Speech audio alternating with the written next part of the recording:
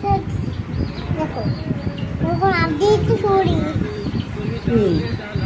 এমনি সরি না, দেখো কি সরি দেখি এখানে চালাও তো এটা এখানে সরি চলে কি দেখি দেখি